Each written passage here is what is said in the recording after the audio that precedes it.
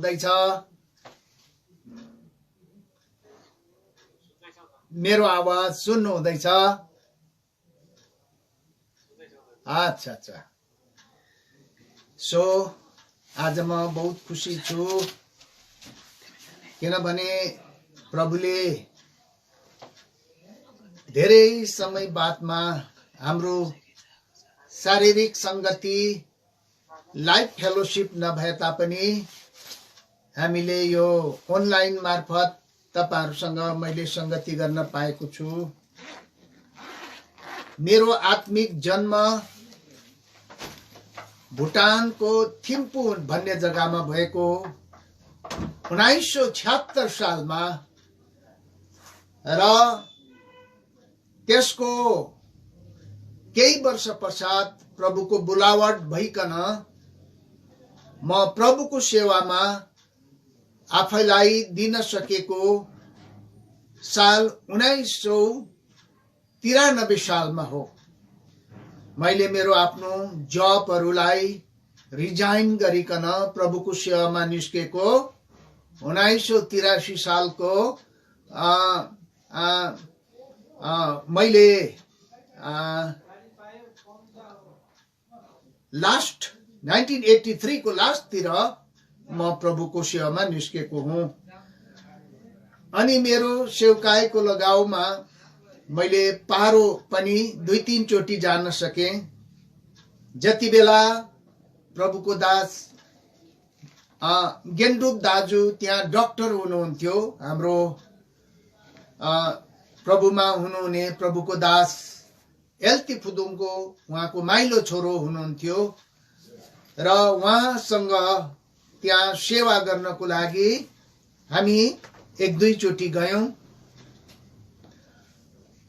अनि त्यसपश्चात हाम्रो जोन सर्जन नामक हाम्रो साउथ इन्डियन तेलुगु ब्रदर त्यहाँ भुटानमा एक्जिक्युटिभ इन्जिनियर भइकन गए जानु भएको थियो, त्यहाँ डेपुटेनिस्ट भएर।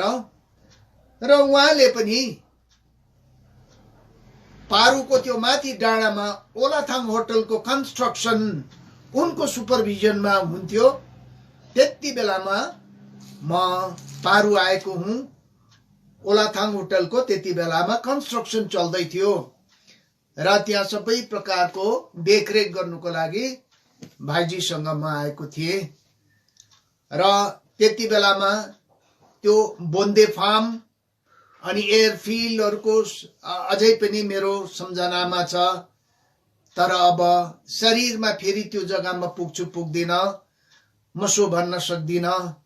तर जे नै होस्, आज त्यहाँ भएका सन्तगणहरुसँग, सम्पूर्ण भुटानमा संगति गर्ने सन्तगणहरुसँग, साथै यो फेसबुक मार्फत संसारमा कुना कुनामा भएका भक्तजनहरुसँग फेरि पनि सानो जमघट र संगति गर्ने प्रभुले हामीलाई मौका दिनुभयो। र मलाई हाम्रो भाइ लुकासले भन्नुभयो, अंकलले थिम्पू पारुमा केही वचन दिनुपर्छ, हाम्रो दिलीप राई भाइ अंकलले भन्नुभएको छ भनिकन भन्नुभयो। अब ठिकै छ, त्यसो भने प्रभुको के विचार छ? मैले प्रार्थना गरिरहेको थिएँ वचनको लागि, प्रभुबाट के हुन्छ भनिकन। अनि हिजो बेलुका मात्रै भाइले भने, हैन त्यहाँको त थीम छ है, थीम भनिकन। थीम के भनेको रहेछ भन्दाखेरि त्यहाँ इजिकेल 36 को 29 पद बाट भन्नुपर्छ भन्नुभयो। त ठिकै छ, मैले केही छोटो अवधिमा केही त्यसका सम्बन्धमा के भन्नुपर्ने, प्रभुको वचन, प्रभुको त्यस आधारमा के विचार छ भन्ने कुरोको सम्बन्धमा मैले प्रार्थना गरेर केही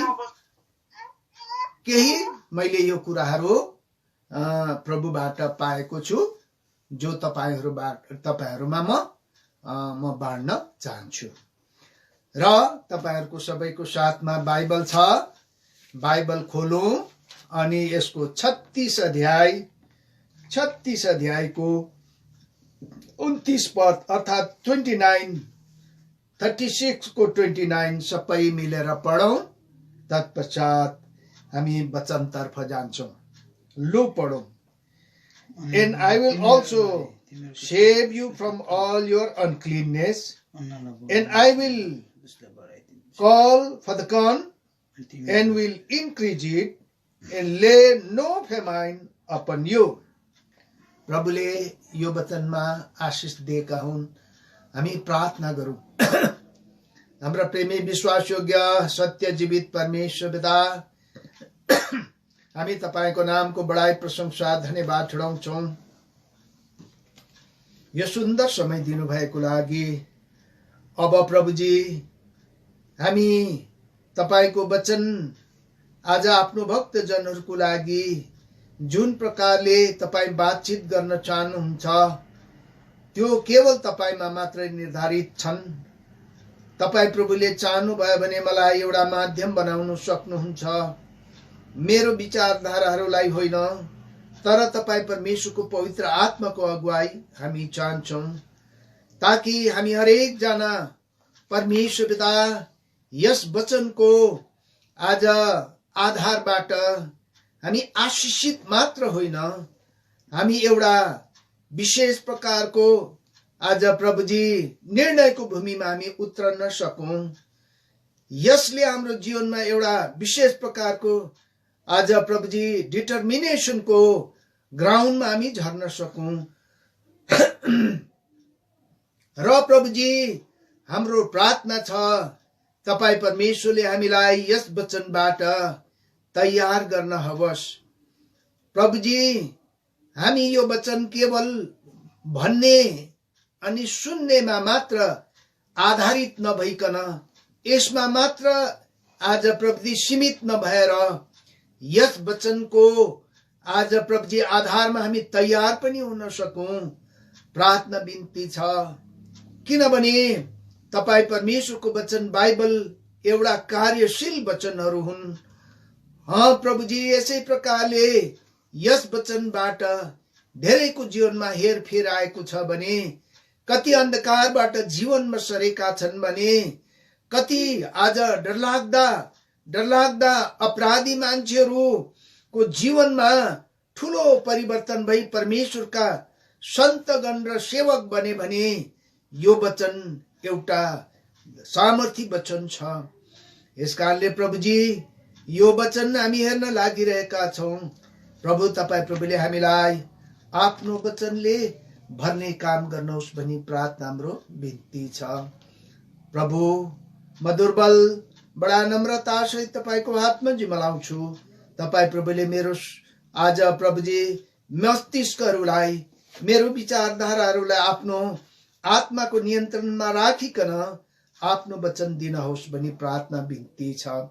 मेरा यी जिब्रो र मुखहरूलाई, मेरो आँखा र इन्द्रियहरूलाई तपाई प्रभुले माध्यम बनाओस्। तपाईको रगतको ताजा छिर्काउ चाहन्छौं। साथै हामी जति यस वचनको संगतिमा रहने संसारभरि भएका प्रियजनहरूलाई पनि तपाई परमेश्वरको आत्माको आज नियन्त्रणमा हामी चाहन्छौं। शत्रुलाई पुरार खिलाऊ। येशू मसीहको नाममा प्रार्थना चढाउँछौं, सुनि ग्रहण गर्नु हवस्। आमेन।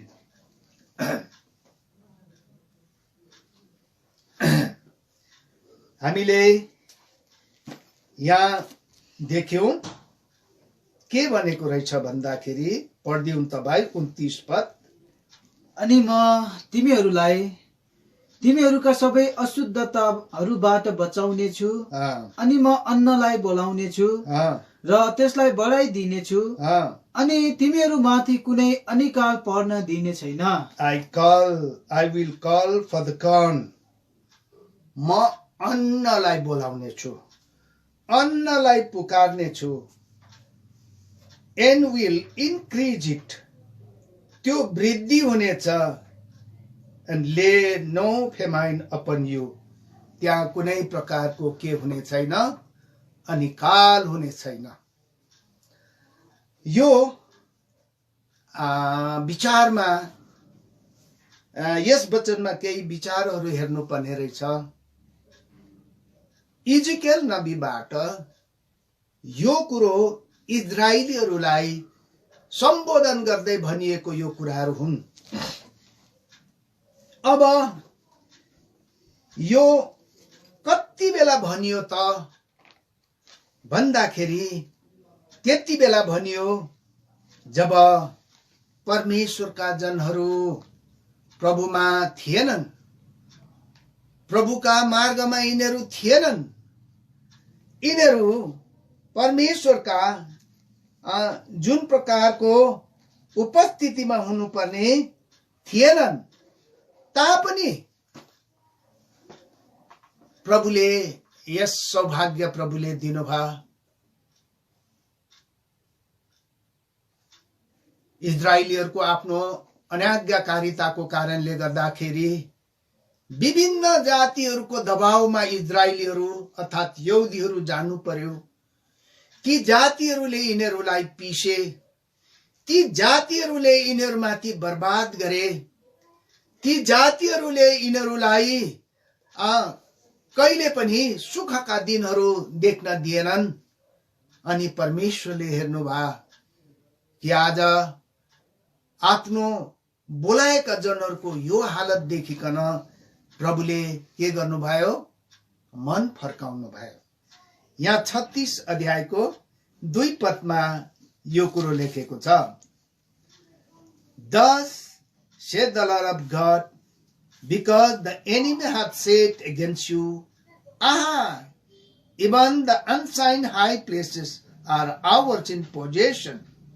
अनि फेरि अर्को जग्गामा के लेखेको रहेछ भन्दाखेरि हामी यहाँ अर्को जग्गामा हामी देख्दछौँ 5 पदमा, therefore thus saith the Lord God, surely in the fire of jealousy have I spoken against the rest of the heathen and against other Edomia भन्ने कुराहरू छ कि सब जातिहरूको बन्धनमा यिनीहरू भएको कारणले यिनीहरूले पाएको संकट देखिकन प्रभुले आफ्नो मन फेर्नु भयो।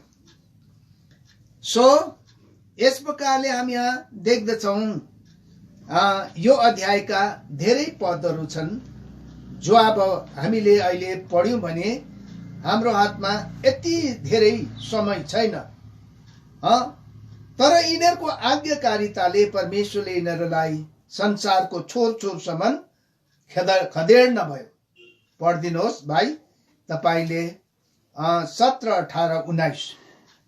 हे मानिसको छोरा, इस्राएलको घराना आफ्नो देशमा बस्दा तिनीहरूले त्यसलाई आफ्नो चाल र आफ्ना कामहरूले अशुद्ध पारे। मेरो सामु तिनीहरूको चाल पर सरेकी स्त्रीको अशुद्धता झैं थियो। यसकारण तिनीहरूले त्यस देशमाथि बगाएको रगतको कारणले र तिनीहरूका मूर्तिहरूको कारणले जसद्वारा तिनीहरूले त्यसलाई अशुद्ध पारे, अनि मैले आफ्नो क्रोध तिनीहरूमाथि खन्याए, अनि मैले तिनीहरूलाई अन्य जातिहरूको बीचमा तितर बितर पारिदिए र तिनीहरू देश देशमा छरिए। तिनीहरूको चाल र तिनीहरूका कामहरू अनुसार मैले तिनीहरूको न्याय गरे। कति क्लियर यही अध्यायमा बताउँदछ इजरायलीहरूको आफ्नो दुष्टताले गर्दा, बिटुलिएको कारणले गर्दा, अन्याय र अत्याचार यिनीहरूको जीवनमा पाएको कारणले गर्दा परमेश्वरले संसारभरि यिनीहरूलाई के गरिदिनु भयो? छरष्ट पारिदिनु भयो, अलपत्र पारिदिनु भयो।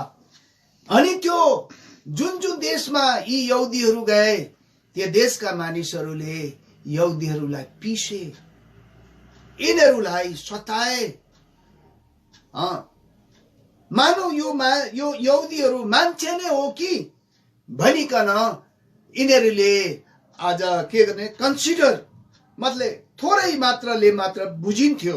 यति साह्रो पशु तुल्य प्रकारले ती जातिहरूले यिनीहरूलाई पिसे। तर त्यति बेला परमेश्वरले के भन्नुभयो? एउटा मिठो कुरा भन्नुभयो। अब 21 पद 22 पद, तर मेरो पवित्र नामको खातिर हजुर मैले टिठाए, हजुर जुन नाम इस्रायलको घरानाले ती अन्य जातिहरूको बीचमा अपवित्र पारे, जहाँ तिनीहरू गएका थिए। यसकारण इस्रायलको घरानालाई भन, प्रभु यहोवा यसो भन्नुहुन्छ, हजुर ए इस्रायलको घराना, यो कुरा म तिमीहरूको खातिर होइन, तर मेरै पवित्र नामको खातिर गर्दछु, जसलाई तिमीहरूले अन्य जातिहरूको बीचमा अपवित्र पार्यो, जहाँ तिमीहरू गएका थियौ। हेर्नुहोस् त, अब परमेश्वरले यहाँ जुन प्रकारको आशिषको कुरा गर्नु हुँदैछ, अहिले जो हामीले पढ्यौं, तिमी म अन्नलाई बन्ने छु कि त्यो अन्न के गर्नु, एकदम प्रशस्त मात्रामा वृद्धि हुँदै जाऊ, अनि त्यहाँ कहिले पनि अनिकाल हुने छैन भनिकन फल्दो फुल्दो प्रशस्तताको प्रतिज्ञा यहाँ बताउनु हुँदैछ भने यी इजरायलीहरूको आफ्नो मन फर्काइले होइन, यिनीहरूको नम्रताले होइन, तर यहाँ के देख्छौ, यहाँ परमेश्वरले आफ्नो पवित्र नामको खातिर, सामर्थी नामको खातिर, आफ्नो उचालिएको नामको खातिर उहाँले यो कुरो गरिरहनु भएको छ। यसकारणले यहाँ यी सब कुराहरूको सम्भागी बन्नुमा यी इजरायलीहरूको केही पनि खुबी छैन। यहाँ भन्दछ, but I pity for my holy name, मेरो पवित्र नाम प्रति म टिठ्याउँछु, which the house of Israel had profaned among the heathens, अन्य जातिहरूमा मेरो नाम यिनीहरूले के गर्यो, यिनीहरूले अशुद्धतालाई बदनाम गर्यो। Therefore say unto the house of Israel, thus saith the Lord God, I do not this for your sake, O house of Israel.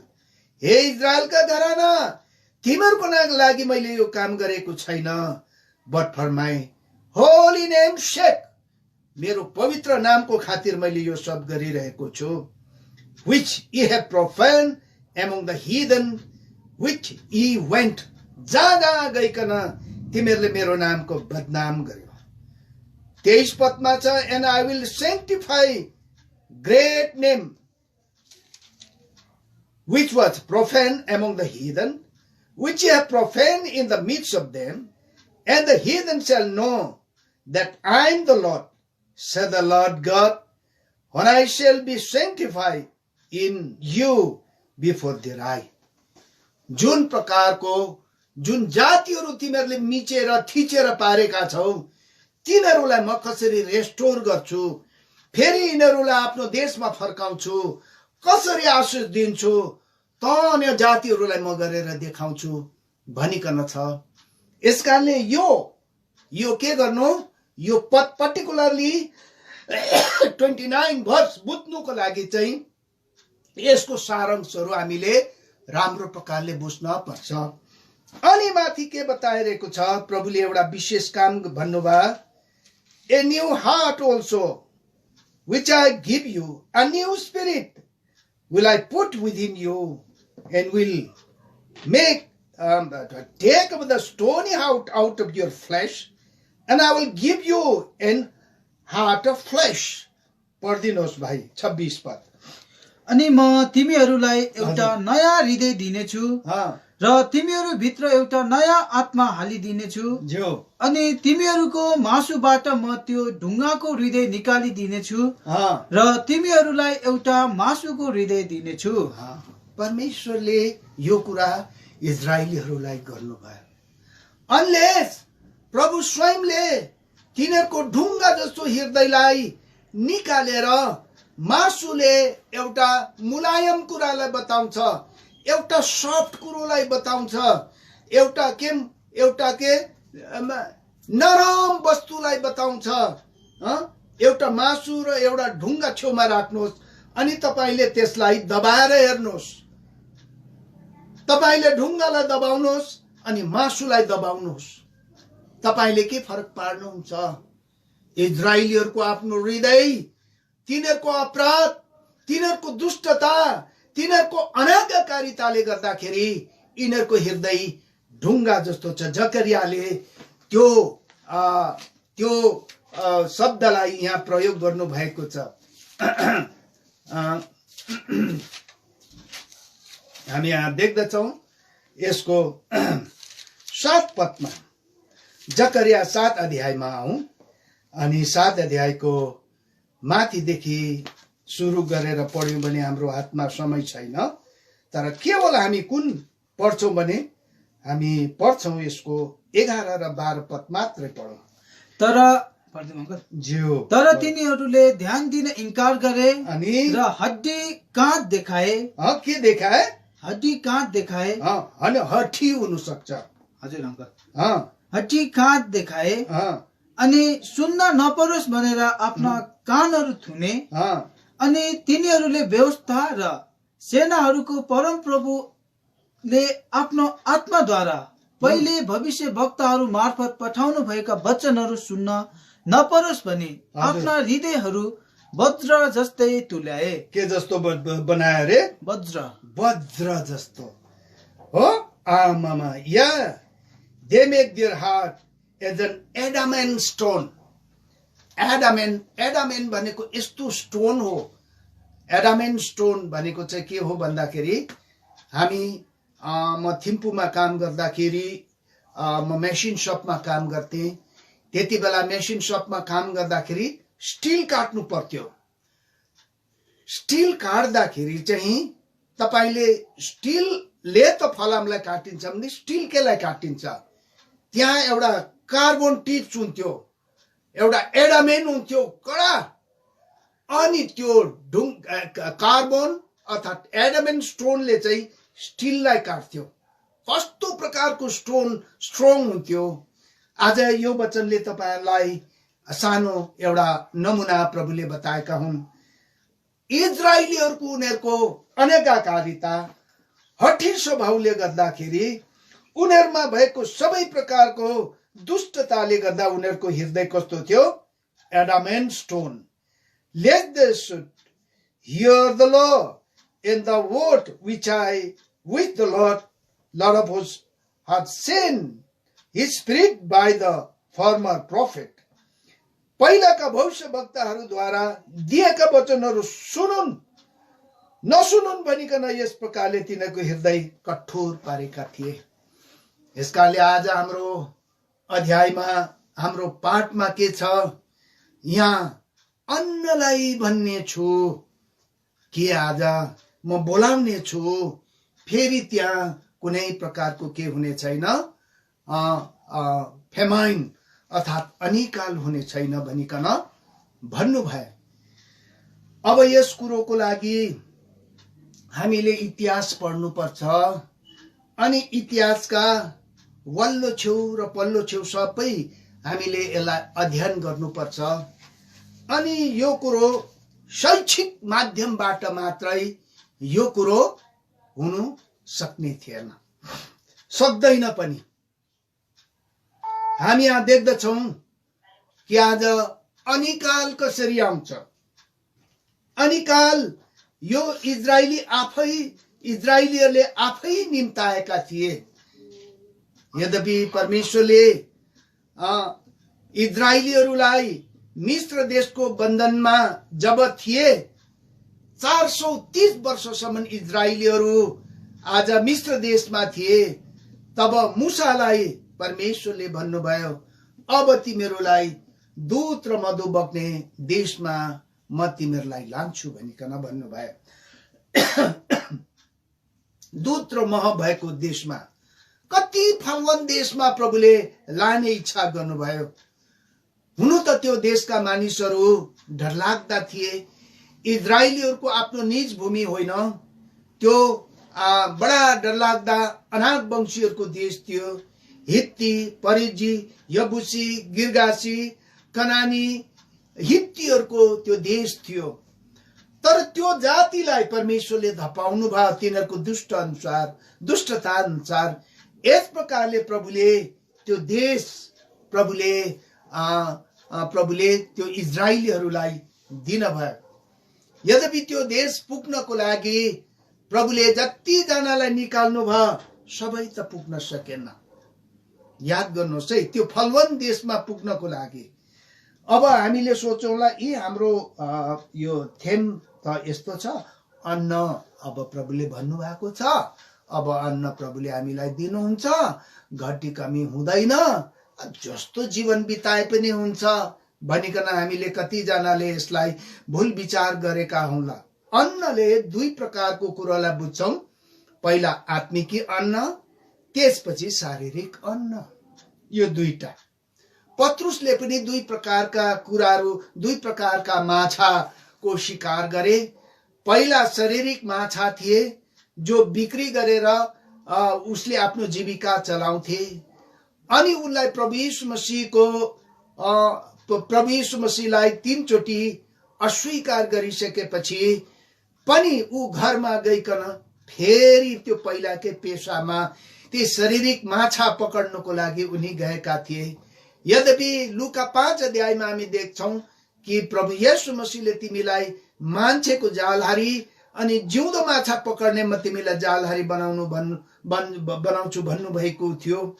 यसकारणले यहाँ दुईटा माछाको कुरा जब प्रभु यीशु मसीहले पत्रुसलाई बताउनु भयो हो, जसरी पेन्टिकोसको दिनमा ऊ पवित्र आत्मा आइसकेपछि उसले धेरै जिउँदो माछाहरू पक्रे।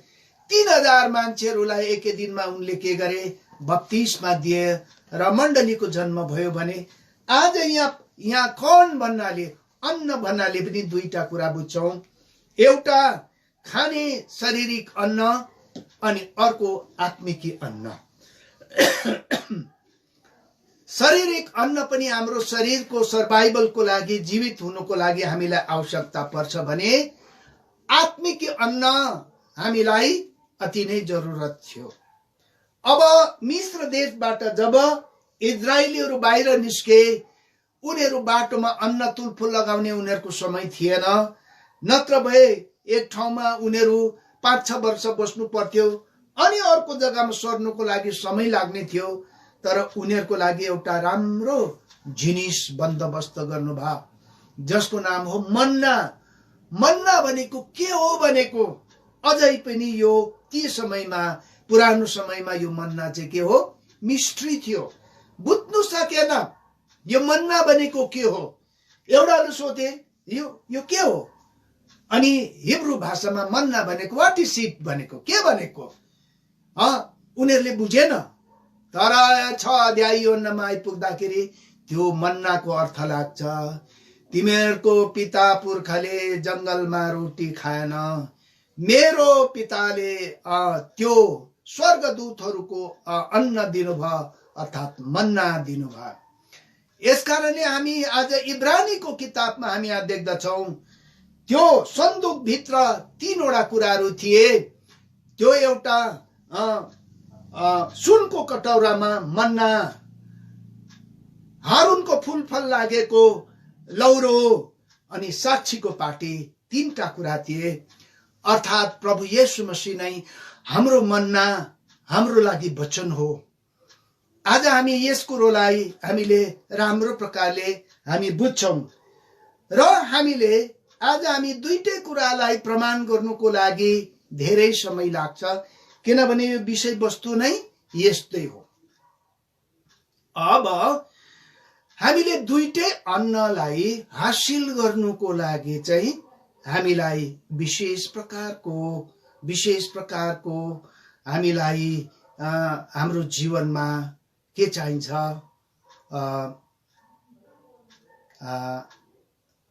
आत्मिकी गुण भन्ने कुरो चाहिँ हुनुपर्छ। किनभने जतिजनालाई परमेश्वरले मिस्रबाट निकाल्नु भयो, ती सम्पूर्ण पीढीहरू प्रभुले प्रतिज्ञा गर्नुभएको देश कनान देश यर्दन नागेर पारिपट्टि पुग्न सकेनन्। तिनीहरू सबै जंगलमा के भए, ढेर भइहाले। अब हामीले यहाँ बुझ्नु पर्ने जग्गा छ है। हामीले अब हाम्रो त वचन थेम छ कि, अब यहाँ त अन्न त आकै छ, वचन पनि आकै छ, खाने कुरा पनि कमी हुने छैन, होइन, हुँदैन। यहाँ हामीलाई एउटा के छ, थाहा गर्नुपर्ने कुराहरू छ। हामीले त्यो कुरोलाई बडा गम्भीर प्रकारले याद गर्नुपर्ने कुराहरू छ। हो, तपाईहरुले यस सम्बन्धमा केही वचनहरू हेर्नु पर्यो। हामी गिन्तीको किताब 14 अध्यायमा हेरौं। गिन्तीको किताब हामी यहाँ आइपुग्दाखेरि त्यो लाग्छ। हामी गिन्तीको किताब 14 अध्यायमा आइपुग्दाखेरि त्यो कुरो थाहा लाग्छ। हामी कहाँबाट पढ्छौं भन्दाखेरि लु भाइ पढौं त। हामी पढौं 26 देखि स्पिडले पढेर लैजाउँ त। अनि परमप्रभुले मोसा र हारूनलाई यसो भन्नुभयो, हजुर, मेरो विरोधमा गनगन गर्ने यस दुष्ट समुदायलाई म कहिलेसम्म सहूं? मैले इस्राएलीका गनगनहरू सुनेको छु, जो तिनीहरूले मेरो विरोधमा गरेका छन्। तिनीहरूलाई भन, परमप्रभु 29 पद। अनि तिमीहरूको सम्पूर्ण संख्या अनुसार तिमीहरू मध्ये गन्ती गरिएकाहरू सबै अर्थात 20 वर्ष र त्यसभन्दा माथिकाहरू जसले मेरो विरोधमा गनगन गरेका छौ, तिमीहरूका लासहरू यही उजाड स्थानमा पडिरहनेछन्। बुझ्नुभयो? 20 वर्षदेखि माथिका सबै मानिसहरू यही जंगलमा पसारो पर्नेछन्। Your carcass shall fall in the wilderness, and all that were numbered of you according to your whole number, for 20 years old and upward, which have commune against me, murmur against me, मेरो अगेन्स्टमा गनगन गर्नेहरू कोही पनि प्रवेश गर्न सकेन। आज हामी यहाँलाई चुनौती छ प्रियो, तिनीहरू कोही पनि जान सकेनन्। तर को गए? 30 पद पढिदिनुहोस्। युपुत्रेको छोरा कालेब, नुनको छोरा यहोशु बाहेक तिमीहरू निश्चय त्यस देशमा जान पाउने छैनौ नै। किन? यपुनेको छोरा कालेब र नुनको छोरो यहोशु मात्रै किन? यो सब बुझ्नुको लागि हामी 13 अध्याय अनि 14 अध्यायको सुरुमा हामी हेर्छौं। उनीहरूले मात्रै परमेश्वरको प्रतिज्ञा, परमेश्वरको आज्ञाकारिता, प्रभुको सबै प्रकारको मार्गमा बडा यत्न सहित आज्ञा पालन गरेका थिए। हो, यिनीहरू मात्रै प्रवेश गर्न सक्छन्। 32 पद। 31 पद। तर तिमीहरूका बालबच्चाहरू चाहिँ हजुर म त्यहाँ पुर्याउने छु, जसको विषयमा यिनीहरू लुटको माल बन्नेछन् भने तिमीहरूले भनेका थियौ। तिनीहरूले नै त्यस देशलाई जान्नेछन् जसलाई तिनीहरूले तुच्छ ठानेका छौ। अनि 33 पद। तर तिमीहरू चाहिँ तिमीहरूका लासहरू यही उजाड स्थानमा पडिरहनेछन्। अनि तिमीहरूका छोराछोरीहरू चाहिँ 40 वर्षसम्म, जबसम्म तिमीहरूका लासहरू उजाड स्थानमा नष्ट हुँदैनन्, तबसम्म उजाड स्थानमा घुमी हिँड्नेछन् र तिमीहरूका वेश्या कर्महरूको फल भोग्नेछन्। 34 पद। तिमीहरूले त्यस देशको जाजुसी गरेका दिनहरू अनुसार अर्थात 40 दिनको 1 वर्षको हिसाबले 40 वर्ष तिमीहरूले आफ्ना अधर्महरूको फल भोग्नेछौ र मेरो विरोध चाहिँ के हो सो तिमीहरूले जान्नेछौ। यहाँ मूसाले यिनीहरूलाई के गर्न पठाउनु भएको थियो? त्यहाँ जासुसी गर्न पठाउनु भएको थियो। अनि जासुसी गर्नको लागि जासुसहरू सबै गोत्रको एक जना गर्दाखेरि यहाँ कति गोत्रका थिए? 12 गोत्रकाहरू थिए। ती जो जासुसहरू त्यहाँ गर्न थिए। अनि त्यो जग्गामा जासुस गर्नको लागि 40 दिनमा उनीहरू पुगेका थिए। अनि त्यहाँको सबै थाहा पाइवरिकन भन्नको लागि त्यहाँ मुसालाई भने। तर त्यो जासुस गर्न गएको 40 दिनको बाटोलाई यिनीहरूको अनाज्ञाकारिताले, यिनीहरूको गनगनले गर्दाखेरि, यिनीहरूको दुष्टताले गर्दाखेरि चाहिँ परमेश्वरले 40 वर्ष बनाउनु भयो। एउटा दिनलाई एउटा वर्षसँग परिवर्तन गर्नुभयो। 40 वर्षसम्म घुम्दा त्यो पिढी सबै बाटोमा सबै पसारो परे। अनि 20 वर्षदेखि मुनि जो बाटोमा जन्मेका थिए ती नानीहरू मात्रै यहोशूको नेतृत्वमा कनान देशमा पुग्न सके भने जो नदी दूध र मह बग्ने जग्गामा प्रवेश गरे भने आज हामी हरेकलाई एउटा कुरा छ, हामी परमेश्वरको पवित्र राज्यमा प्रवेश गर्नुको लागि, र्याप्चरको लागि प्रवेश गर्नुको लागि आज हामीलाई हरेकलाई कस्तो प्रकारको हामी प्रभुको मार्गमा हिँड्नुपर्छ, आज्ञाकारितामा हिँड्नुपर्छ, प्रभुले हामीलाई बताएका हुन्। यसलाई अंग्रेजीमा रेमनेन्ट बताएको छ। रेमनेन्ट अर्थात् थोरै मानिसहरू भन्ने कुरा हामी यहाँ देख्दछौँ। ती मानिसहरू मात्रै प्रभुको राज्यमा प्रवेश गर्न सके। रोमीको किताबमा हामी यहाँ देख्दछौँ 11 अध्यायमा। रोमीको 11 अध्याय यहाँ हामी यहाँ कहाँ देख्दछौँ भन्दाखेरि रोमी हामी यो जुन प्रकारको कुरो छ, यो रेमनेन्ट भन्ने कुरो माफ गर्नुहोस् 9 अध्यायमा रहेछ। 9 अध्यायको 27 पदमा पढौँ। 9 अध्यायको 27 पदमा एशियाले पनि हजुर इस्राएलको सम्बन्धमा कराएर भन्दछन्, हजुर इस्राएलका सन्तानहरूको संख्या समुद्रका बालुवाहरू झैं भए तापनि हजुर बाँकी रहेको भाग मात्र बचाइनेछ। यहाँ नेपालीमा भनेको छ बाँकी रहेका भागहरू। Isaiah also cried concerning the Israel, though the number of the children of Israel be the sand of sea, a remnant shall be saved.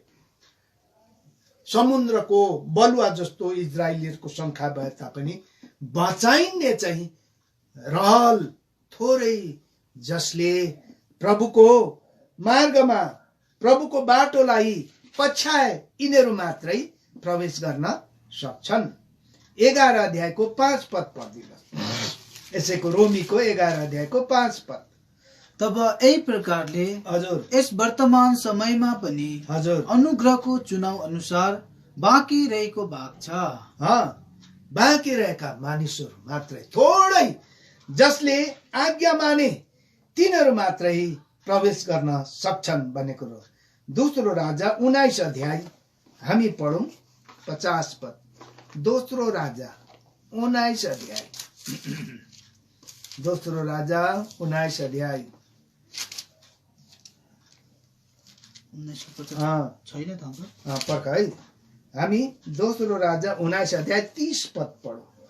अनि यहुदाको घरानाबाट हजुर उम्केका बाँकी रहेको भागले हजुर उधोतिर फेरि जरा हाल्नेछ र उभोतिर फल फलाउनेछ। हजुर अनि किनकि यरुशलेमबाट बाँचेको भाग र सियोन पर्वतबाट उम्केकाहरू निस्कनेछन्। सेनाहरूका परम प्रभुको जोशले यो गर्नेछ। यो त्यति बेला भनियो जब आरामका राजा त्यहाँ सनेरिपले यहुदाका राजा हिजकिया हुँदाखेरि त्यति बेला आक्रमण गरेका थिए। अनि हिजकिया प्रभुसँग प्रार्थना गर्दाखेरि यो कुरो चाहिँ के हो, त्यति बेला यशाया नबीबाट बताइएको कुरा हो। अनि यहुदाका जनहरू त्यति बेला भक्ति थिए। हिजकिया आफै पनि परमेश्वरमा भर पर्ने थिए, उनका जनहरू पनि परम प्रभुमा भर पर्ने थिए। त्यति बेला यो कुरो यशाया नबीबाट बताइएको।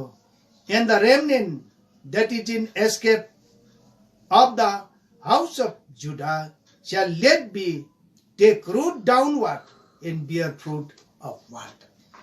जरा तर गाड्ने छन् अनि त्यसले माथि फल फल्ने छन्। यसकारणले आज हामी प्रभुमा जब जब गहिरा जरा हामी गाड्छौं, किनभने जरा बाहिरबाट देख्दैन, जरा बाहिरबाट देख्दैन, रुखको त्यसको हाँगा देखिन्छ, पात फल फूल देखिन्छ, तर जरा देखिँदैन। आज हाम्रो बाहिर आज हाम्रो फ्यामिली लाइफ, आज हाम्रो चर्च लाइफ सबले देख्छ, अनि पर्सनल लाइफ प्रभुसँगको हाम्रो गहिरो सम्बन्ध कसैले पनि देख्दैन। आज हामी प्रभुको रेमनेन्टमा अर्थात् प्रभुको त्यस छुटाइएको जन्म अर्थात् बाँचिएको जन्म हुनु पर्यो भने चाहिँ आज प्रभुमा हामी के हुनु पर्यो? गाडिएको हुनु पर्यो। 31 पद पढ्दिऊ। पहिलो राजा अङ्कल, किनकि यरुशलेमबाट बाँचेको भाग र सियोन पर्वतबाट उम्केकाहरू निस्कनेछन्, सेनाहरूका परम प्रभुको जोशले यो गर्नेछ। यस कारणले आज सबै जो इजरायलीहरू मिस्र देशबाट निस्के उनीहरू पुगेन। आज हामी अर्को कुरो पनि यशाया 10 अध्यायको हामी 22 पद पढौं। यशाया आइजाया 10 अध्याय पढौं अङ्कल। किनकि तिम्रो जाति इस्रायल समुद्रका बालुवाहरू चाहिँ भए तापनि तिनीहरूको बचेको भाग मात्र फर्कनेछ, ठहराइएको विनाशको बाट धार्मिकताको साथ उर्लनेछ। हेर्नुहोस् त 20 पद पढ्यो? छैन अङ्कल। पढ्यो 20 पद? पढेन। पढ त 20 पद पनि। अनि त्यस दिन यस्तो हुनेछ, इस्रायलको बाँकी रहेको भाग र याकुबको घरानाका उम्केकाहरू अब उसो आफूलाई हिर्काउनु हुने माथि भर पर्ने छैनन्, अनि तर परमप्रभु इस्रायलका पवित्र जनमाथि सच्चाई सहित भर पर्नेछन्। 21 बाँकी रहेकाहरू याकुबको बाँकी रहेका भाग शक्तिशाली परमेश्वर कहाँ फर्कनेछन्। यहाँ बार बार त्यो बाँकी रहेका त्यसै कारणले आज प्रभुको आगमन नजिक छ।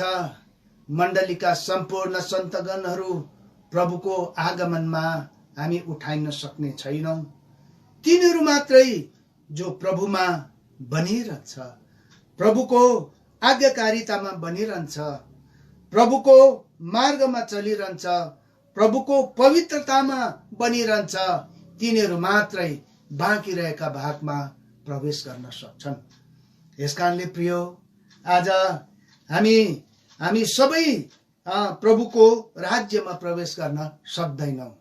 यसकारणले यो अन्नको बारेमा जब कुरा आउँछ त्यति बेलामा इजरायलीहरूको आफ्नो धार्मिकता अनुसार होइन, प्रभुले आफ्नो धार्मिकता अनुसार, प्रतिज्ञा अनुसार यो काम गर्नु भएको हो। तापनि यो सबै त के गर्न सक्दैनन्? प्रवेश गर्न सक्दैनन्। जसो गरिकन सिनाई पर्वतमा प्रभुको दास मुसा 40 दिन 40 रात हुँदाखेरि तल मुसाले सुनको बाछा बनाइकन सम्पूर्ण इजरायली समुदायले यही हो हामीलाई मिस्र देशबाट छुटकारा दिने भनिकन उनीहरूले पर्व मानिरहेका बेलामा प्रभुले माथिबाट हेर्नुभयो, यिनीहरू आफैलाई के गरे? बहुतै बिटुले, अनि यिनीहरूलाई म सबैलाई म नष्ट गर्छु भनिकन उहाँले भन्नुभयो। तापनि त्यो कुरो मुसाले नदेखेको कारणले यिनीहरूको सम्बन्धमा के गर्नुभयो? अन्तर्विन्ती गर्नुभयो।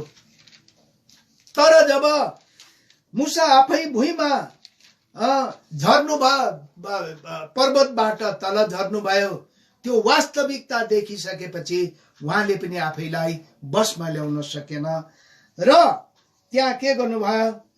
मुसाले आह्वान गर्नुभयो, परमेश्वरको पक्षमा को हुनुहुन्छ भनिकन भन्दाखेरि लेवीहरू आए। अनि लेवीहरूले आइसकेपछि उहाँले आज्ञा दिनुभयो, तिमीहरू त्यो भाइहरूमाथि आक्रमण गर जसले यो सब अपराध गर्नको लागि तिमीहरूलाई यो काम गर्न लगायो भनिकन उहाँले कमान्डमेन्ट गरे। त्यसपछि के भयो? हामी यहाँ देख्दछौँ यो 32 अध्यायको 28 पद पढौं। निर्गमनको अर्थात् प्रस्थानको। अनि लेवीका सन्तानहरूले हजुर मोसाको वचन अनुसार गरे। अनि त्यस दिन मानिसहरूबाट लगभग 3000 जति पुरुषहरू मारिए।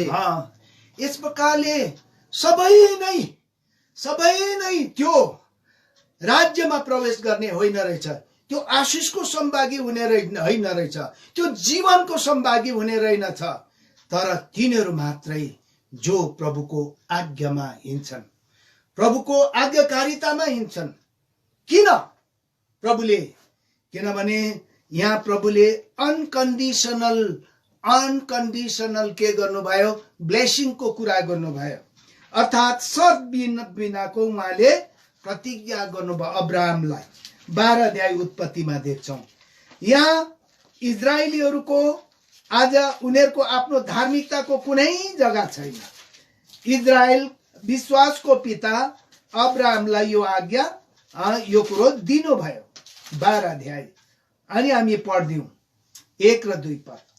तब परमप्रभुले अब्राहमलाई भन्नुभयो, आफ्नो देश, आफ्नो कुटुम्ब र आफ्ना बाबुको घरबाट निस्केर त्यस देशमा जाऊ, हजुर, जो म तिमीलाई देखाउने छु, अनि म तिमीबाट एउटा ठुलो जाति बनाउने छु, हजुर, तिमीलाई आशिष दिनेछु र तिम्रो नाम महान तुल्याउने छु, अनि तिमी एउटा आशिष बन्नेछौ।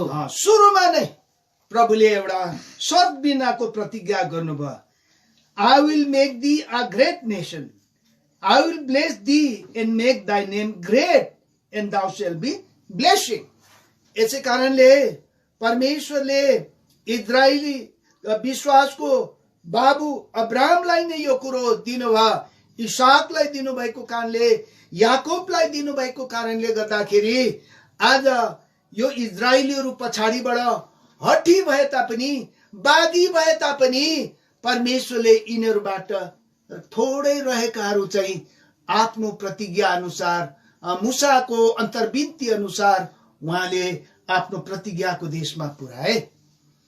आज हाम्रो पाठमा यो छ 36 अध्यायमा, किनभने यो अध्यायको सुरुदेखि नै यो छ, मेरो नामको खातिर, मेरो पवित्र नामको खातिर, मेरो ओथ अर्थात् मेरो प्रतिज्ञाको खातिर मैले यो काम गर्दैछु। यसकारणले प्रभुले हाम्रो उद्धारको लागि पनि यूहन्ना 15 अध्यायमा प्रभुले भन्नुहुन्छ, तिमीले मलाई चुनेनौ, मैले तिमीलाई चुने, अनि तिमीलाई मैले नियुक्त पनि गरे, अनि तिमीले त्यहाँ गएर के गर, धेरै फल फलाऊ।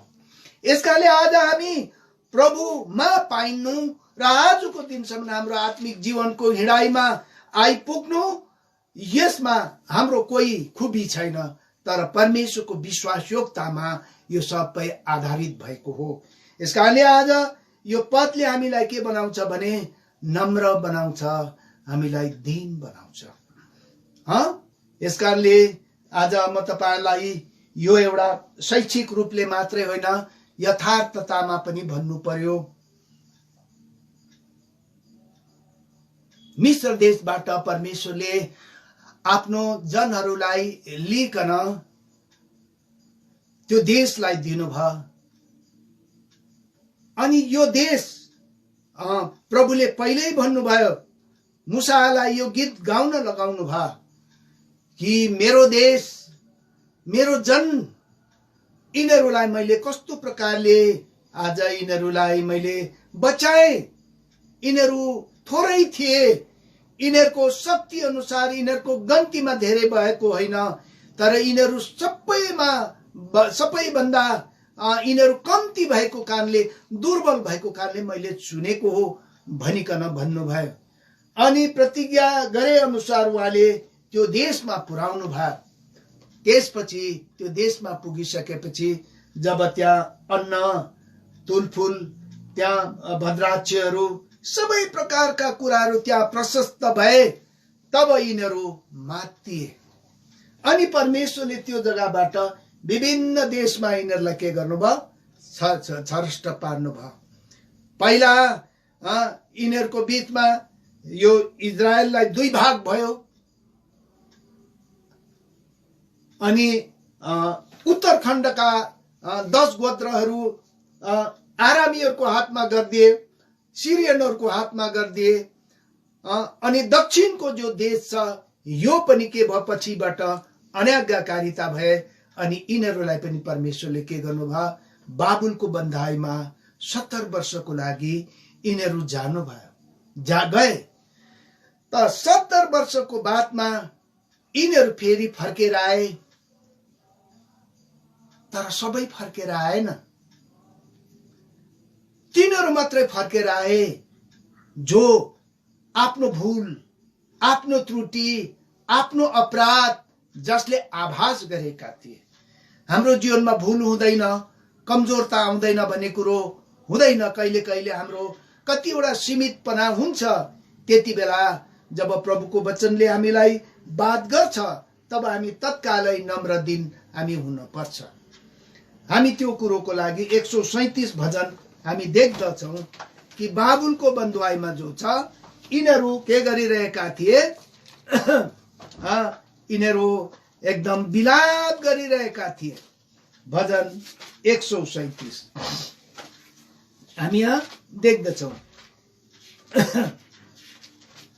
137 मा यहाँ पढिदिनुहोस् 1 देखि। बाबेलका नदीहरूको किनारमा हामी बस्यौं, हामीले सियोनलाई सम्झना गर्यौं र रोयौं। हामीले त्यसको बीचमा भएका बैंसका रुखहरू माथि आफ्ना बीडाहरू झुन्ड्यायौं, किनभने हामीलाई कैद गरेर लैजानेहरूले हजुर त्यहाँ हामीलाई गीत गाउन लाए। अनि हामीलाई शास्ति दिनेहरूले यसो भन्दै हामीबाट मनोरञ्जन खोजे, हाम्रो लागि सियोनका गीतहरू मध्ये कुनै एउटा गीत गाओ। हो By the river of Babylon there we sat down, ye wept, we wept, and we remembered Zion. तपाईले एउटा गीत पाउनुहुन्छ, तपाईले By the river of Babylon भने। अभाग्यवश यो गीत त अन्य जातिहरूले गाउँछन्, त्यो रक सङमा यो गीत गाउँछन्। मैले एउटा भाइलाई भने लु न यो By the river of Babylon भन्ने गीत चाहिँ राम्रो धुनमा छ भनेर गरेको त रक सङमा रहेछ। यो एउटा सैटानिक बीट ग्रुपहरूले यो गीत गाउँछ। कति नराम्रो कुरा हो, तर यो कति गहिरो कुरा हो कि बेबिलोनमा गएका यहुदीहरू आज उनीहरू त्यहाँ बाबुलका नदीहरूमा बसेर रिभर छ, तिनीहरू विलाप गर्थे। We hang our heart upon the willow in the midst thereof.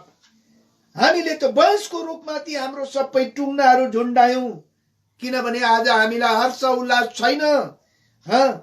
किनभने हामी के गर्छौं, जब हामीले सियोनलाई स्मरण गर्यौं हाम्रो जीवन नै नैराश्यपूर्ण भयो भन्दछ। अनि हामीलाई गीत गाउन लगाए, सियोनको अर्थात् छुटकाराको गीत गाउन लगाए। बन्धनको देशमा कसरी छुटकाराको गीत गाउने। प्रियो, आज साँच्चै नै हाम्रोमा अन्नलाई बोलाउनु हो भने, कर्णलाई कल गर्नु हो भने, आत्मिकी र एउटा देखि एउटा एग्रिकल्चर फ्लरिशिङ गर्नु हो भने हामी नम्रताको भूमिमा झर्नुपर्छ। अहिले म यो किताबको आधारमा म तपाईलाई केही भन्नेवाला छु। यसकारणले तिनीहरूले भन्छ, How shall we sing the Lord's song in the strange land? If I forget thee, O Jerusalem, let my right hand forget her cunning. यदि यरुसलेम तिमीलाई बिर्से भने मेरो दाहिने हातले आफ्नो कुशलता बिर्सोस्। If I do not remember thee, let my tongue cleave to the roof of my mouth. यदि मैले मेरो जीवनको सबैभन्दा खुशी र आनन्दको विषय यरुसलेमलाई मानिन भने मेरो जिब्रो तालुमा टालियोस्। If I prefer not Jerusalem above all my chief joy. मेरो जीवनका सबै खुशीका कुराहरू मध्येमा सबैभन्दा खुशीको विषय मैले मेरो यरुसलेम र सियोनलाई मैले गरिन भने सबै मेरो जिब्रो तालुमा जाओस् भनिकन भन्दछ। Remember, O Lord, the children of Edom in the day of Jerusalem, who said, raise it to the fountain thereof. यस प्रकारले आज त्यहाँ कति बाबुलमा गइकन बन्धुहाईमा थिए, उनीहरू सियोनको प्राप्तिको लागि उनीहरू एकदम दिनरात प्रार्थना गर्थे। उनीहरूको बिहा शादीमा पनि सियोन प्राप्तिको उनीहरूले वचन पढ्थे, बाइबलका वचनहरू पढ्थे उनीहरूले। यो बार बार उनीहरूको जीवनमा थिए। तपाईलाई थाहा नै छ कि दानियल स्वयं पनि यद्यपि तीनवटा मुख्य प्रधानहरू मध्येमा उनी सबैभन्दा प्रधान थिए। दिनमा 3 चोटि उनी प्रभुलाई धन्यवाद चढाउँथे, प्रार्थना गर्थे। यद्यपि उनको विरोधमा आज कुनै राजालाई भन्दा अर्को कुरोलाई उपासना गर्छ भने उसलाई सिंहको खोरमा फ्याँकिनेछ भने उर्दी थाहा पाएर पनि उसले यो कुरो गर्न छोडेन। यस्ता यस्ता प्रभुका जनहरू भएको कारणले गर्दाखेरि मात्रै ती जनहरू थोरै रेमनेन्ट, थोरै मात्रै एद्राको समयमा फर्केर आए, कोही रेहमको समयमा फर्केर आए, कोही नेहमियाको समयमा फर्केर आए। अनि यस प्रकारले यरुशलेममा सानो मन्दिर बनाए, जहाँ त्यहाँको हालत सबैभन्दा डरलाग्दो र बडा दुखलाग्दो थिए। अनि त्यहाँ उनीहरूले मन्दिर बनाइकन त्यसको के गरे, अर्पणको सेवा गरे। अनि जब त्यति बेला पुरानो मन्दिर हेर्नेहरूले जब त्यो सम्झे, उनीहरू खुसीले गुवा गुवा रोए। यसकारणले तिनीहरू मात्रै हुन् जसले परमेश्वरको मार्गमा, उहाँको वचनमा, उहाँको विधि विधानमा, उहाँको साक्षीमा बनेर बसे। तिनीहरूले मात्रै त्यो कण, त्यो अन्न उनीहरूले देख्न सके। प्रिय हो, यसकारणले आज हाम्रो आत्मिक जीवन आज फ्री स्टाइलको हुँदैन है भाइ बहिनी हो। आइतबारको दिन सेवा गर्यो, मंगलबारको दिन प्रार्थना गर्यो हो, बिहिबारको दिन कटेज मिटिङ गर्यो, प्रभुको भाग दियो, हेनतेन हुँदैन। यद्यपि हामी प्रभुको पवित्रतामा, आज्ञाकारितामा, प्रभुको पश्चिममा हामी हिँडेनौँ भने हामी त्यो कण जो अन्न हाम्रो जीवनमा आउँदैन। अब अन्न इजरायलमा कसरी फल्यो म तपाईहरुलाई थोरै यो किताबबाट बताउँछु। यो किताब मैले Israel past, present and future भन्ने अंग्रेजी किताबबाट मैले तर्जुमा गरेको हुँ। अनि यो किताबको लेखक हुनुहुन्छ स्वर्ग होमर डंकन हुनुहुन्छ।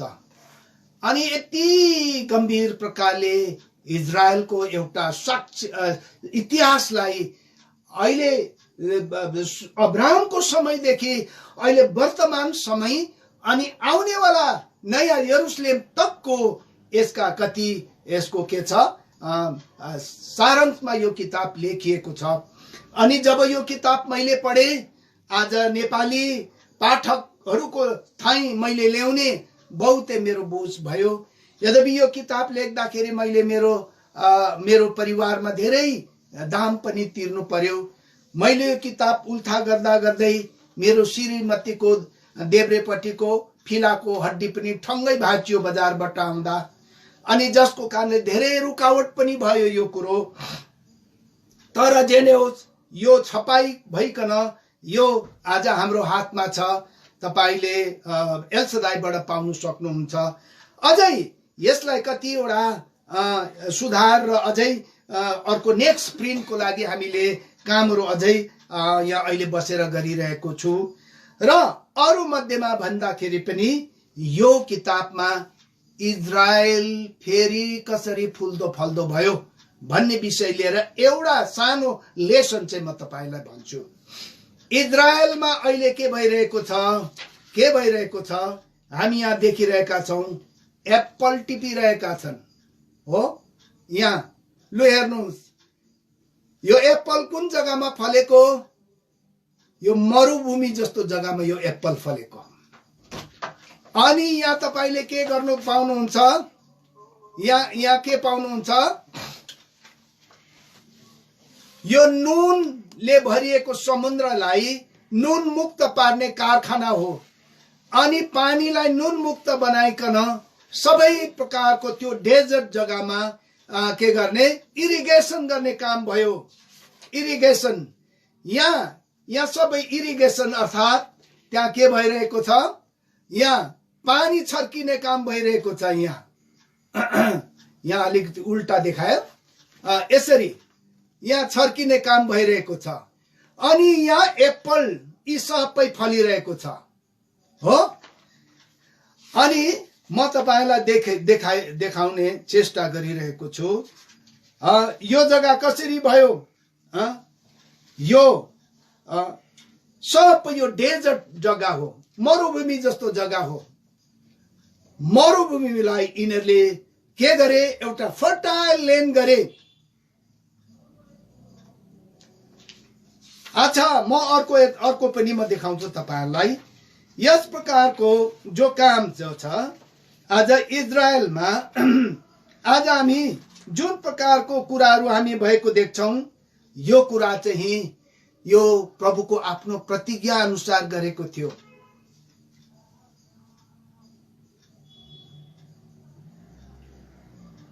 यिनीहरूले प्रभु यीशु मसीहलाई अस्वीकार गरे अनि प्रभु यीशु मसीहको क्रुसमा जानुको 70 वर्ष बादमा रोमीहरूले यिनीहरूमाथि जो राज्य गर्थ्यो, यिनीहरूको रोमी जनरल टाइटसले त्यहाँ भएका मन्दिरलाई डाङडुङ भत्काइदिए। सुन पाउने लोभले गर्दाखेरि एउटा ढुङ्गा अर्को ढुङ्गासँग जोडिएको यिनीहरूले पाएनन्। अनि बेनकुजबा नामक एउटा यहुदी लिडरको नेतृत्वमा यिनीहरूले के गरे, 132 एडीमा फेरि रिभोल्ट गरे धेरै लाख मान्छेहरूले। तर त्यसताक इजरायलीहरूले फेरि यिनीहरू बलवा नगरोस् भने, रिभोल्ट नगरोस् भनिकन संसारका कुना कुनामा यहुदीहरूलाई के गरिदिए, छरष्ट गरिदिए। सायदै इजरायल भित्र थोरै यहुदी र एकजना यहुदीको पनि पैताला यरुशलेम भित्र थिएन। तर त्यस समय छरष्ट भएका देश कसरी 1948 सालमा एउटा देशको रूपमा कसरी घोषणा भयो, के यो सत्यता तपाईलाई थाहा छ? और एउटा देशको रूपमा यो घोषणा गरियो अनि यिनीहरूले आफ्नो देश संविधान सबै देशको रूपमा घोषणा गरे। यहाँ हामी देख्दछौं। यस प्रकारले प्रिय, किनभने परमेश्वर आफ्नो वचनमा पक्का हुनुहुन्छ। जब यिनीहरूलाई फर्केर आए, यिनीहरूलाई सत्ता गर्ने सबै मुसलमान देशका मानिसहरूले, रोमीहरूले अनि त्यहाँ टर्की मानिसहरूले त्यो इजरायल देशलाई, यहुदा देशलाई अलपत्रै र छरपष्टै पारेका थिए। त्यति सुन्दर देशलाई यिनीहरूले मरुभूमिमा परिणत गरेका थिए। ती सबै डाँडा काँडाहरू रुखले भरिएकाहरू नाङ्गो झार बनाएका थिए। तर जब इजरायलीहरू फर्केर आए, तब यिनीहरूले के गरे, दलदले जग्गाहरूलाई निथारे अनि मरुभूमिलाई सचाए अनि यिनीहरूले देशको सबैभन्दा फर्टाइल ल्यान्ड बनाए। आज यो देशले, इजरायलले संसारभरि के बनाउँछ, रुखहरू, फलफुलहरू सप्लाई गर्छ। म नेपालीमा अलिकति पढ्नु पर्यो यो कुरो तपाईहरुले। मैले यो अध्यायको अलिकति छोटोमा पढेर सुनाइदिन्छु। The restoration of the land, भूमिको पुनरुद्धार। तिनीहरूको कारणले उजाड र सुक्खा भूमि आनन्दित हुनेछ अनि मरुभूमि रमाउनेछ, गुलाब झैं फुल्नेछ। यशाया 35:1। बाइबलका पुराना नियमका यहुदा देश दूत र मौदु बग्थे। प्रस्थान 3:8। अंगुरका झुप्पा यति ठुलो हुन्थे कि एउटा झुप्पा बोक्न 2 जना मानिसकोले घोचा झुन्डाएर दुईपट्टि बोक्न पर्थ्यो। गन्ती 13:23।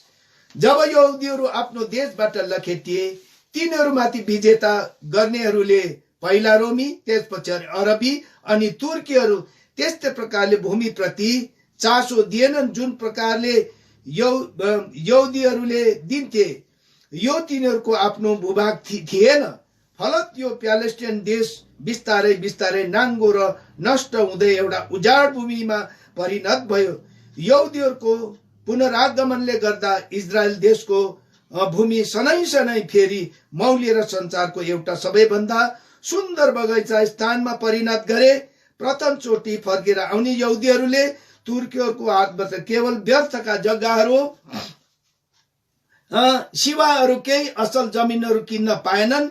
यो त उनीहरूको निम्ति कि त मर्नु कि त गर्नु भन्ने बाध्यतामा गर्नु परेको थियो। उनीहरूले दलदले ठाउँलाई निथारे औ मरुभूमिलाई सिंचाए। उनीहरूले अक्षरश जमिनलाई घोर उर्वरा बनाएर जुन जमिनलाई निकम्मा बनी त्यागेका थिए। देश प्राप्त भएको प्रथम 17 वर्षभित्र यहुदीहरूले कृषि भूमिको क्षेत्र दोबर बनाए, साथै सिंचाई जमिनको क्षेत्र बढाएर 4 गुणा बनाए।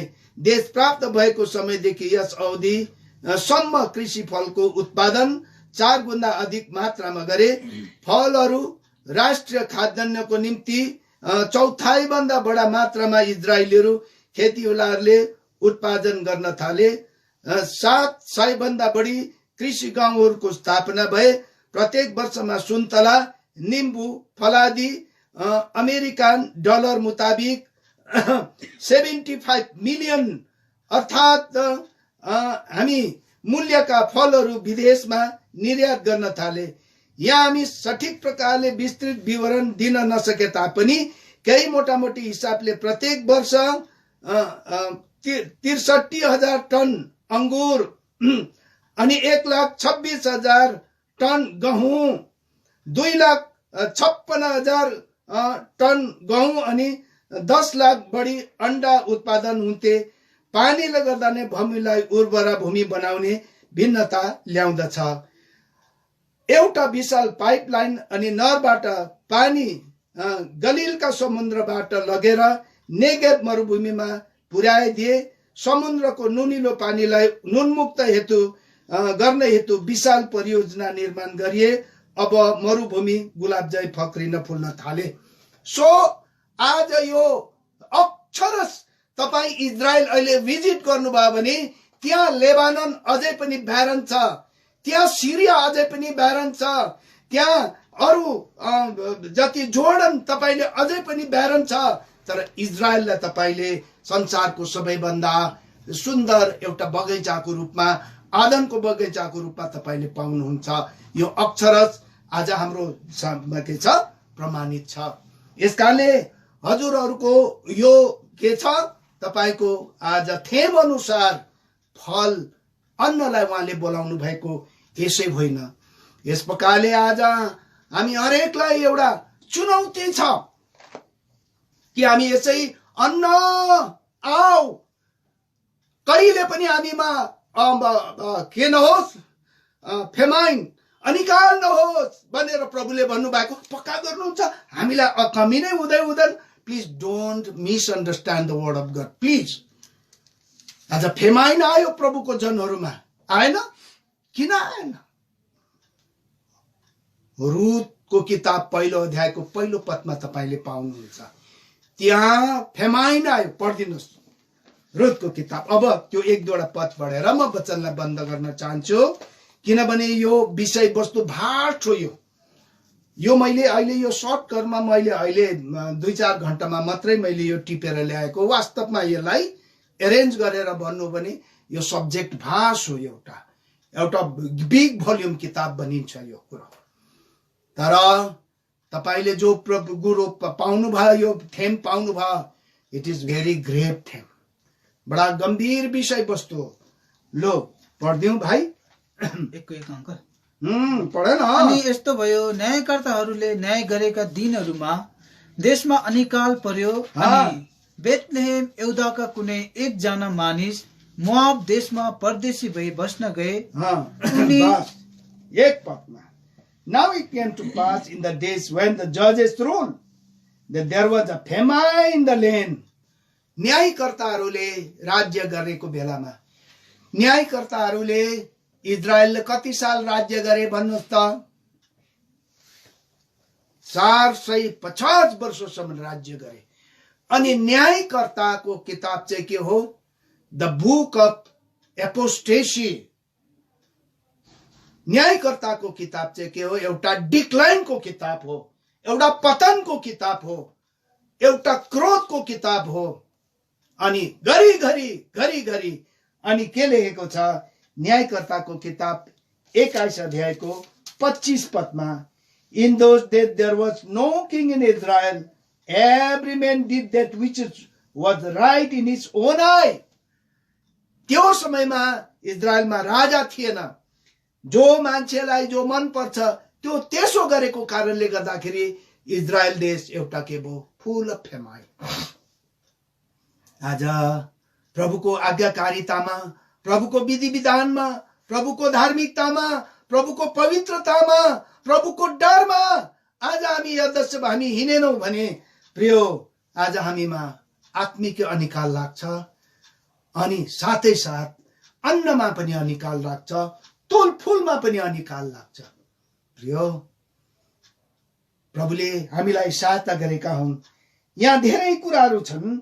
आज यो अनिकालको बारेमा मैले हेर्न पर्ने, अब यसको रेफरेन्सहरू हेर्दाखेरि धेरै समय लाग्ला।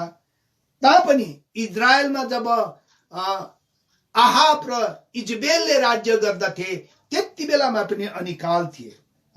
पहिला राजा 18 अध्याय 2 पद पढ्दै।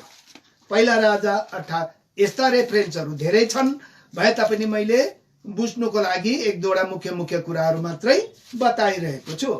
तब एलिया आहाब कहाँ आफूलाई देखाउन गए अनि सामरियामा घोर अनिकाल परेको थियो। सामरियामा के थियो? घोर अनिकाल परेको थियो। Elijah went to shew himself unto Ahab, and there was a sore famine in Samaria. आज उसले किनभने आहाब पाप गर्नको लागि आफैलाई बेचेका थिए, अन्य जाति रानीको उसको गाइडेन्समा ऊ हिँड्थे, अनि एउटा धर्मी नाबोतको खुन उले बहाएको थियो, जसले गर्दाखेरि सम्पूर्ण इजरायलमा के थियो? अनिकाल परेको थियो। पानी परेको थिएन 3.5 वर्षसम्म।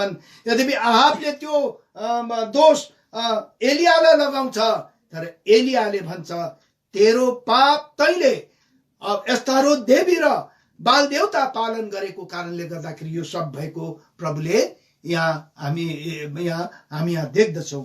यसकारणले आज प्रभुले गरेका हुन् हाम्रो जीवनमा जब जब यस्ता प्रकारको अनाज्ञाकारिता अनि यस्तो मूर्ति पूजा भनेर सोझै मूर्ति पूजा त गर्दैनौं, तर यस्ता कतिवटा शारीरिक कुराहरू अर्थात् प्रभु येशू मसीहलाई भन्दा अर्को चीजलाई प्रायोरिटी दिनु, त्यो कुरालाई प्राथमिकता दिनु, त्यसको भक्ति पूजन गर्नु, त्यसको आज्ञा मान्नु नै के हो? आइडोलेट्री हो, मूर्ति पूजा हो। यसकारणले आज हामी हरेक प्रभुका जनहरूलाई जबसम्म न यो कुरोको भूमिमा आइकन हामी नम्र हुँदैनौं तबसम्म न प्रिय हामी वास्तविक फलदायक जीवन हामी देख्न सक्दैनौं। प्रभुले गरून्। अब म यहाँ वचन यहीँ बन्द गर्छु कि प्रभुले गरून् कि आउनेवाला दिनहरूमा परमेश्वरले आज हामीलाई आत्मिक रूपमा फलवान बनाओस्। हामी के देख्छौं? हामी के देख्छौं? पहिला कुरिन्थी 4 अध्यायको 1 र 2 पदमा मान्छेहरूले तिमीहरूलाई परमेश्वरको भेदको भण्डारी सम्झोस्। सो आज यी दिनहरूमा हामी परमेश्वरको भेदलाई प्रकट गर्ने प्रभुका सन्देशवाहकहरू छौं, या प्रभुको हामी आज माउथ पीस भएका छौं, प्रभुको मनलाई प्रकट गर्ने प्रभुको सन्देशवाहक छौं, या आफ्नो बुद्धिले वचन ल्याउनेहरू भएका छौं। त्यहाँ डिफर भइहाल्छ। परमेश्वरको जब आत्माले काम गर्छ त्यहाँ एउटा निर्णयको भूमिमा झर्छ, त्यसले ब्रेकिङ गर्छ, त्यसलाई मेल्ट गर्छ। हामी परमेश्वरको वचन बाइबल यो ज्ञानको वचन होइन, तर यो वचन चाहिँ आज्ञा मान्ने वचनहरू हुन्।